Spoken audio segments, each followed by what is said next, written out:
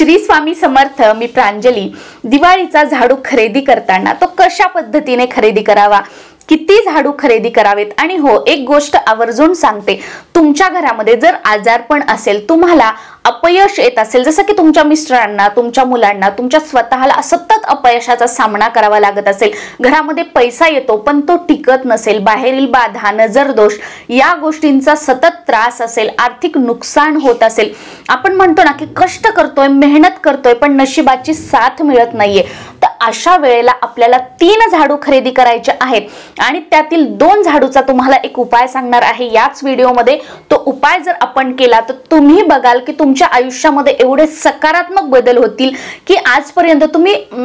खूप उपाय करत होता की माझ्या मागची इडापिडा संपावी, आमच्या घरातलं आजारपण संपावं,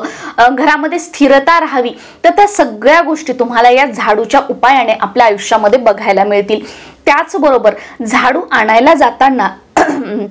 आपल्या घरातून आपल्याला कोणत्या वस्तू सोबत न्यायच्या आहेत, झाडू घेतल्यानंतर तुम्ही ठरवलं की मला हा झाडू घ्यायचा आहे, हा फडा घ्यायचा आहे, तो घेतल्यानंतर आपल्याला कोणता मंत्र म्हणायचा आहे, हा मंत्र म्हटल्याने वर्षभर आपल्या घरामध्ये धन, धान्य, संपत्ती, ऐश्वर्य या सगळ्या गोष्टींची भरभराट राहील. त्याचबरोबर झाडू कशा पद्धतीने आपल्याला घरी आणायचा आहे ही संपूर्ण माहिती तुम्हाला या व्हिडिओमध्ये सांगणार आहे. आणि खरंच जर तुम्हाला प्रॉपरली म्हणजे लक्ष्मी पूजनाचा झाडू आणायचा आहे, झाडूला आपण या दिवाळीमध्ये लक्ष्मी स्वरूप मानतो आणि त्या लक्ष्मीची पूजा करतो. सोनं, चांदी, मोठमोठ्या वस्तू आपण प्रत्येक जण खरेदी करो किंवा न करो, पण हा झाडू ज्याला केरसुनी म्हटलं जातं, ही अशी वस्तू आहे की प्रत्येक घरोघरी छोट्यात छोटे असू द्यात, मोठ्यात मोठे असू द्या, प्रत्येक जण या केरसुनीचं, या झाडूची खरेदी जी आहे ती धनत्रयोदशीच्या दिवशी करतच असतात. लक्ष्मी पूजनाचा झाडू हा कधीही लक्ष्मी पूजनाच्या दिवशी खरेदी करायचा नसतो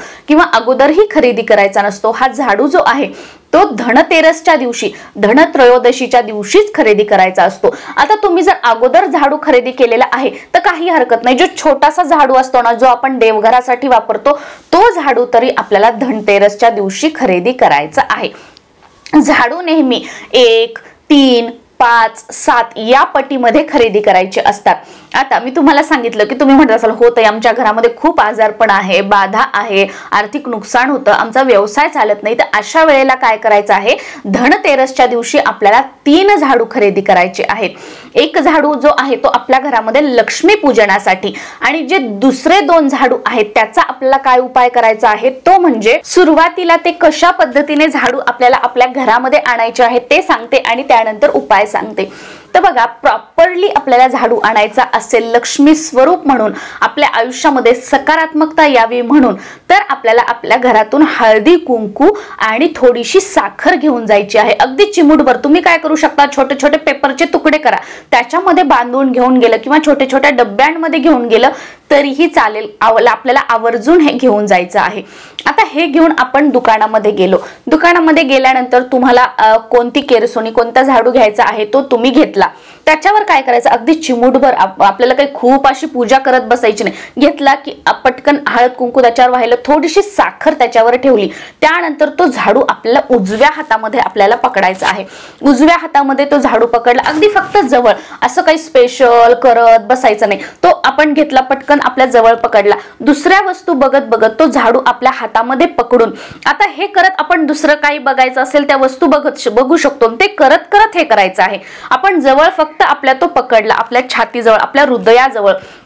आणि आपल्या कुलदेवीचं आपल्याला स्मरण करायचं आहे. कुलदेवीचं नाव आपल्याला घ्यायचं आहे कमीत कमी 11 वेळेस, किंवा काउंट नाही केलं तरी चालेल. कुलदेवीचा जो मंत्र आहे तो तुम्हाला बोलायचा आहे. आता तुम्हाला तुमच्या कुलदेवीचा मंत्र माहित नसेल तर अशा वेळेला आपण 99 मंत्र म्हणायचा आहे. ओम ऐं ह्रीं क्लीं चामुंडाय विच्चे, ओम ऐं ह्रीं क्लीं चामुंडाय विच्चे. हा मंत्र अगदी काउंट करू नका, मनातली मनात तो झाडू आपण दुसऱ्या वस्तू बघत पर्यंत हा म्हणायचा आहे. आणि त्यानंतर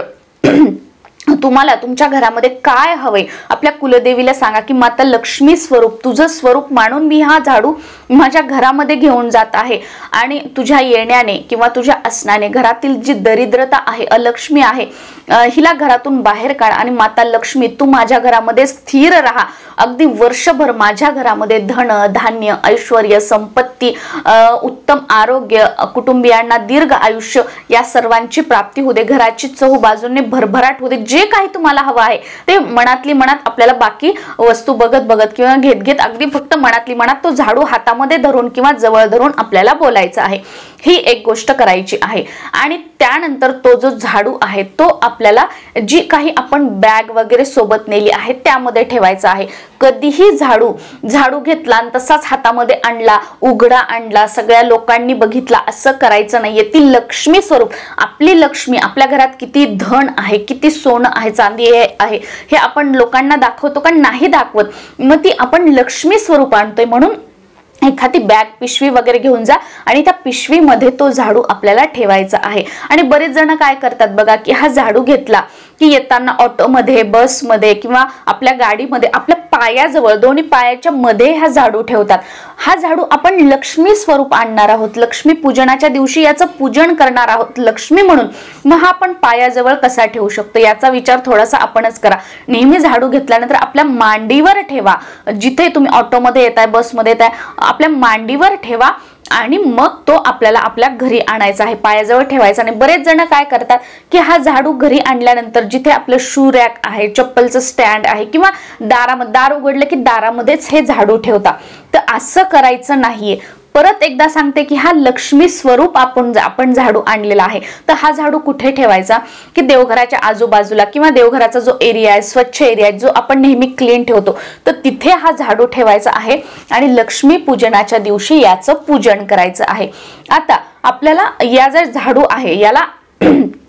कलावा बांधायचा आहे जो कलावा आपल्याला गुरुजी वगैरे हातामध्ये बांधतात आता हा जो माझा आहे तो हा अनंत धागा आहे मी तुम्हाला अनंत चतुर्दशीच्या दिवशी सांगितलं होतं बघा अनंताचा धागा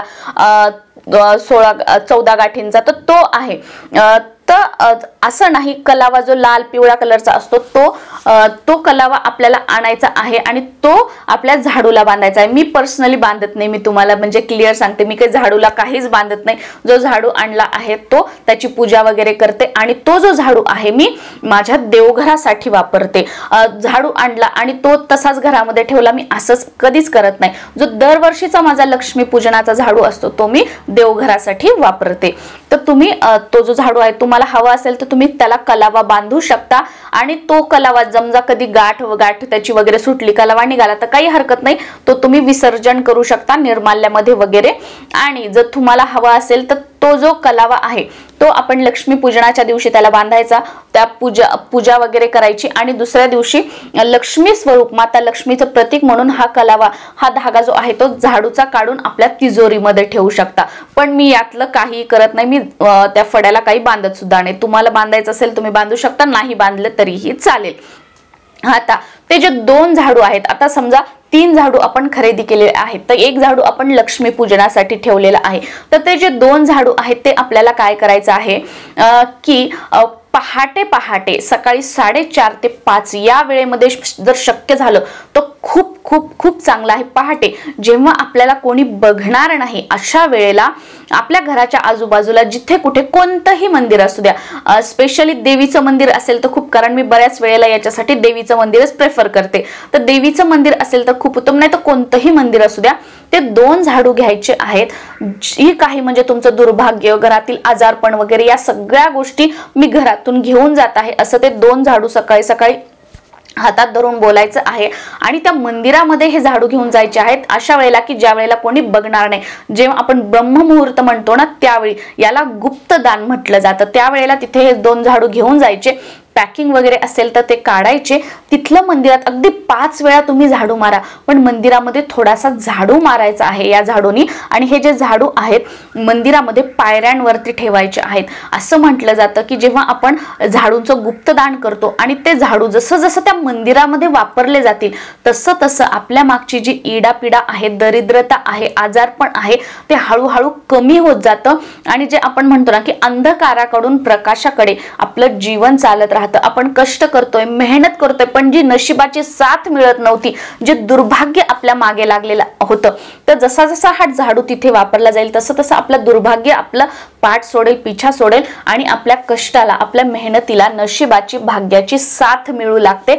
असं म्हटलं जातं. तर तुम्हाला हवं असेल तर या पद्धतीने तुम्ही 3 झाडू आणून हा उपाय करू शकता, किंवा आपण एक झाडू कशा पद्धतीने आणायचा, कोणता मंत्र बोलायचा, काय करायचं ते पण मी तुम्हाला सांगितलेलं आहे. प्रॉपरली जर करायचं असेल तर त्या पद्धतीने आपण नक्कीच करू शकतो. आणि ठीक आहे, हळद कुंकू वगैरे तुम्हाला एवढं प्रॉपरली करायचं नाहीये तर अगदी म्हणजे झाडू घ्यायला गेल्यानंतर, झाडू सिलेक्ट केल्यानंतर आपल्या कुलदेवीचा मंत्र 11 वेळा अवश्य म्हणा. त्यानंतर तो झाडू बॅग मध्ये ठेवा, तो आपल्या मांडीवर ठेवून आणा आणि घरात आणल्यानंतर तो आपल्या देवघरात जवळ ठेवा. शूरॅक जवळ वगैरे दारात ठेवू नका आणि आणताना आपल्या पायाजवळ झाडू ऑटो बसमध्ये वगैरे ठेवू नका. ही काळजी घेतली तरीही खूप चांगलं आहे. म्हणजे आपण कारण त्या झाडूला आपण लक्ष्मी स्वरूप आणतो आहोत, त्यामुळे याचा विचार जो आहे तो आपण नक्कीच करायला हवा. श्री स्वामी समर्थ.